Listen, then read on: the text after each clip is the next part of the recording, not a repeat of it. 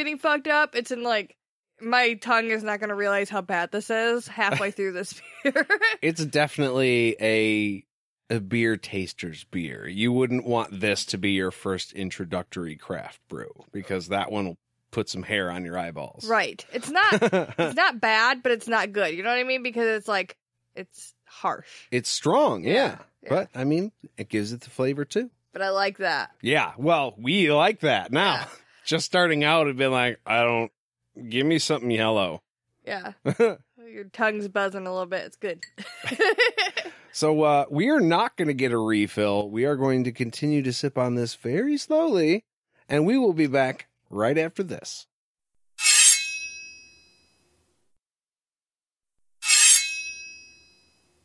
And we're back.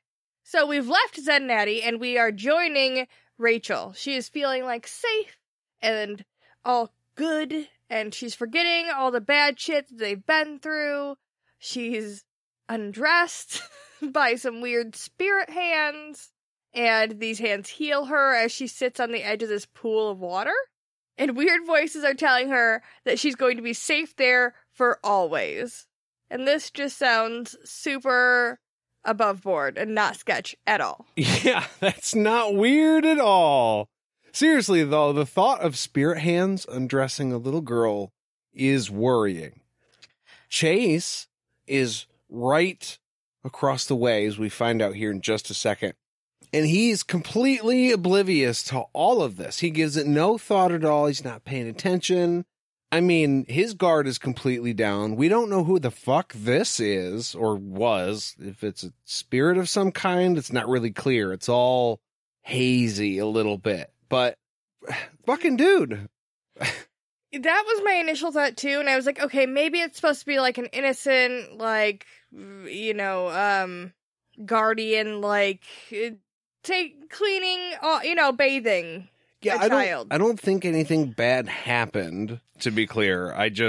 It was weird that it was. I think in the context of the book so far, when we've seen children undressed, it's not been in a great situation. Yeah. Okay? So it's not like it's our fault. That's where our brain, like, Terry's conditioned us to be like, hey. Yeah. Guess what? Fucking Carl, man. Never forget. It's also funny because the next thing that they say, like, they try to reach for the necklace that she's wearing, and the next thing that they say is that she has to remove it herself, and she doesn't want to. Like, something breaks through, Zedd's voice is in her head, and is like, don't take that necklace off for fucking anything. And she decides to keep it on. And the weird voices are like, that's cool, that's fine, you can keep it on forever if you want. And all I could think is, why the fuck didn't they say that about her clothes? Yeah, I was just going to say, we had no problem taking literally anything else off.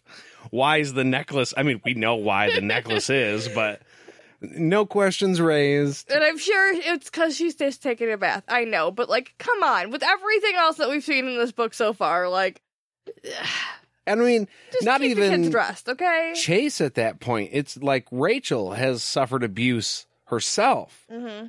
So hands on her that she doesn't know, she must be lulled too, because I feel like Rachel would probably put a stop to that.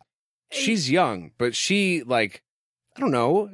I feel like she would know that that's bad. She's feisty. But yeah, she is lulled. She's like, it felt something like her mom. She kind of forgot what it was like to feel like her mom's arms around her, and this reminds her of that.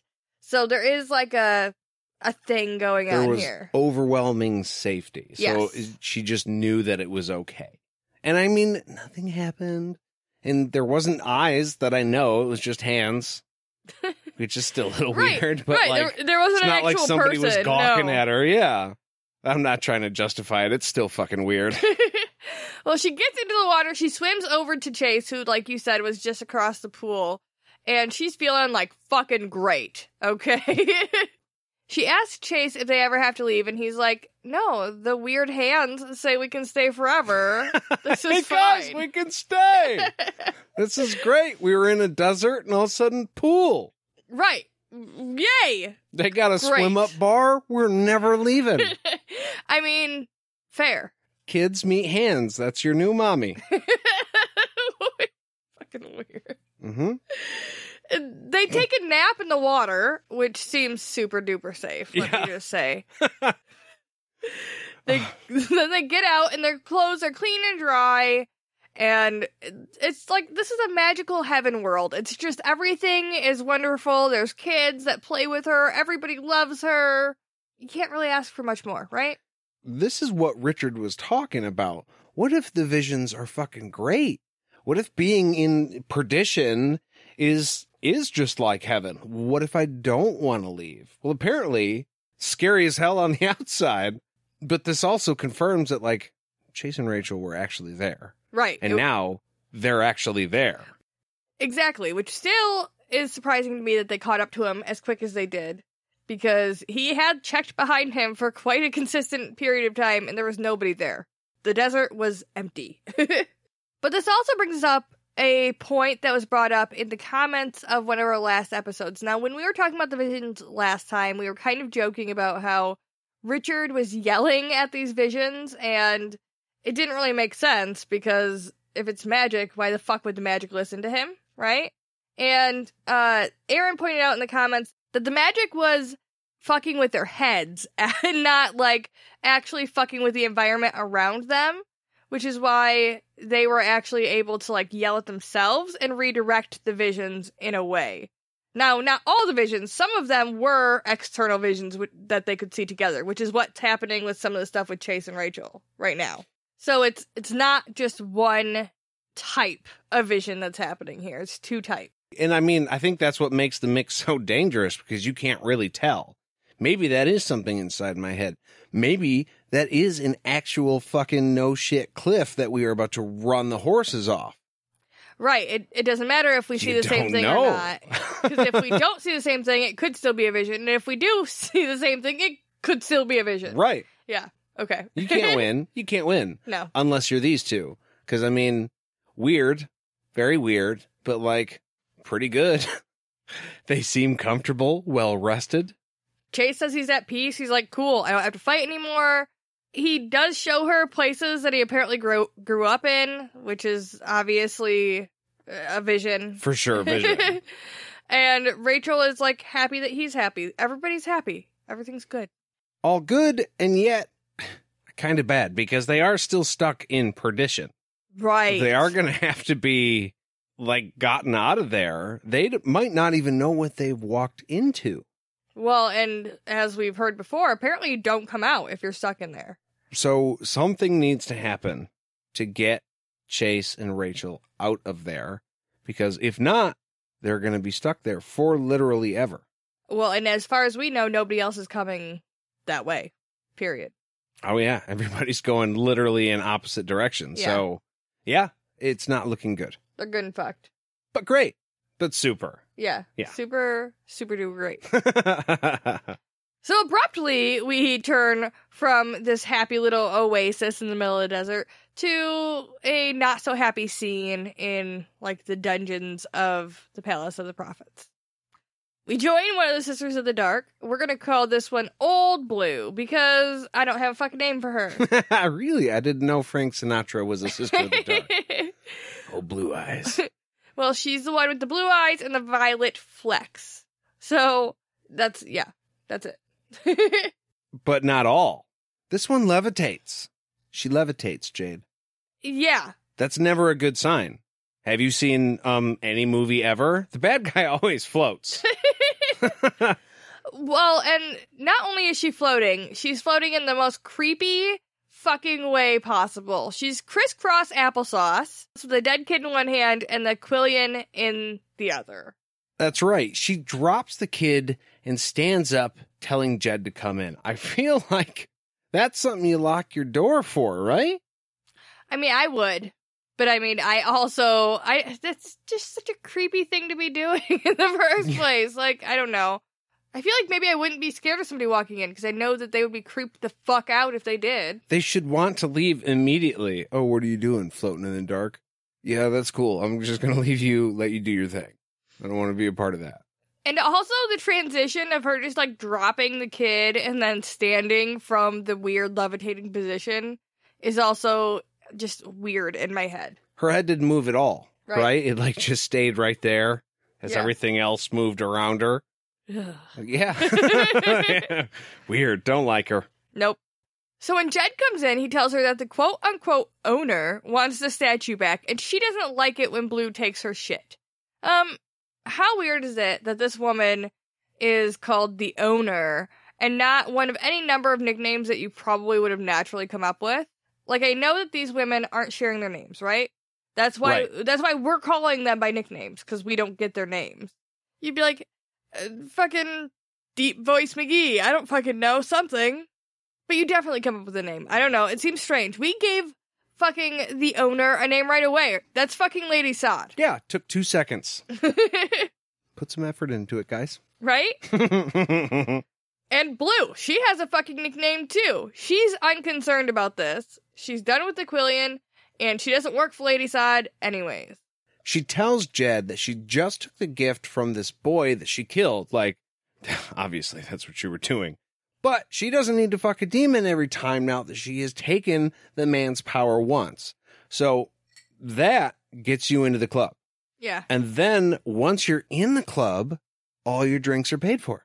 So, like, you're good to go. It's such a weird thing, though, that she was just like you said, she didn't lock the door, and this guy comes in, and she's just like, yeah, murdered this kid. I sucked the life out of him. Like, what? Either she's what? super powerful in keeping everybody in their place, or she's getting super cocky and super confident and is just, like, begging to be caught. Yeah, no, absolutely. Like, I feel like you're bragging a lot for somebody who just murdered a kid and is stealing shit from other people. Right. No hush-hush, no secret. Like, you're a whole secret faction of sisters that work at this place. You're not... you're not even supposed to exist, really. And here you are bragging to whoever, and like, granted, we know they're working in tandem, but still, you're running your mouth about some evil shit you're doing. Probably don't.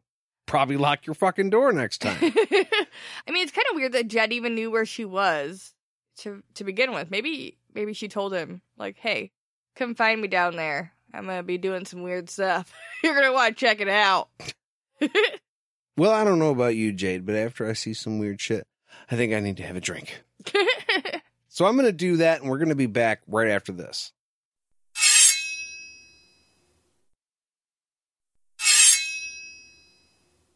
And we're back. So, old Blue tells Jed she can teach him this shit too. She showed this kid this quote-unquote joining ritual, and he couldn't control his gift, so she sucked it up with the Quillian, and it came busting out. I'm pretty sure that was another horny Terry moment, right? I mean, that's what I got. Like, it had to have been. I thought it was a pretty clear, like, parallel to some other stuff. Or maybe it wasn't. Maybe it was flat out being like, this is what's going on.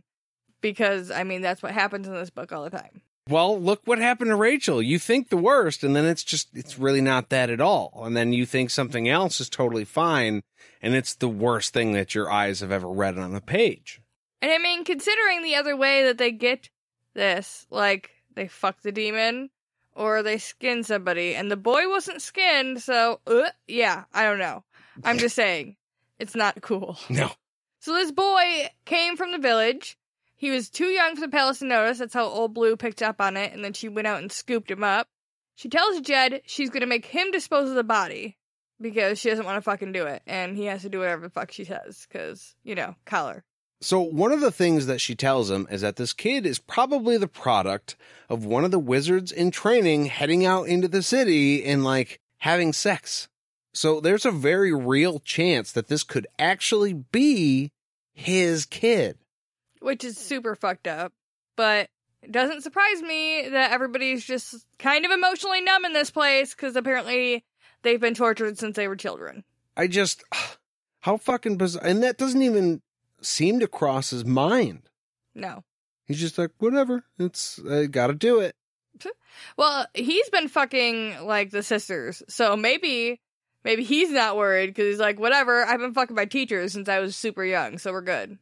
So Blue vaguely threatens Jed with her gift and acknowledges how dumb he would be to mess with her, and just like, it's cool. All right. We're not going to push anything. I'll take care